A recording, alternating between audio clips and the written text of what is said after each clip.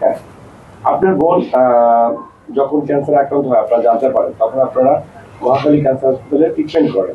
করার পরে ওখান থেকে সুস্থ না হওয়ার পরে আপনারা পরবর্তীতে অন্য একটা হসপিটালে যান, ওখানে ট্রিটমেন্ট করেন, কিন্তু সুস্থ হয়নি। এরপরে আপনারা ডক্টর সরারের কাছে গিয়েছিলেন, এবং এই যে মাঝখানে কতদিন আপনার বোন ক্যান্সারে ভুগেছেন এবং কতদিন ওষুধ ডক্টর সরারের ওষুধ খাওয়ার পরে আপনার বোন ভালো হয়েছে?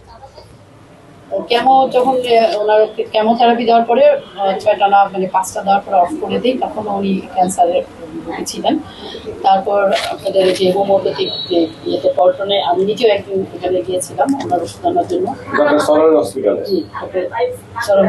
ওখানে হচ্ছে খাওয়ার পরে ও বললো যে একটা পরীক্ষা করার পরে বললো যে আমি এখন আলহামদুলিল্লাহ। কতদিন পরে এটা? মেবি ওষুধ খাওয়ার কতদিন পরে বলেছে যে আমি? 3 মাস 4 মাস পরে। 4 মাস পরে। এখন আপনার বোন কি অবস্থায় আছে? এখন ভালো আছে। এখন ওর হয় ছোট একটা বাম পাশে একটা ছোট একটা মানে টিউমার শক্ত আঘাত মানে আবরণ আছে, ও এইটা নিয়ে আবার ট্রিটমেন্টের জন্য। আচ্ছা, আজকে ইন্ডিপেন্ডেন্ট টেলিভিশন তালাশে একটা নিউজ হয়েছে, আপনার বোনকে ওখানে দেখানো হয়েছে এবং তার নাম উল্লেখ করা হয়েছে। আপনার বোন ডক্টর সরার ওষুধ খাওয়ার ফলে তিনি ভালো হননি, কিন্তু আপনি বলছেন আপনার বোন ভালো হয়ে গেছে।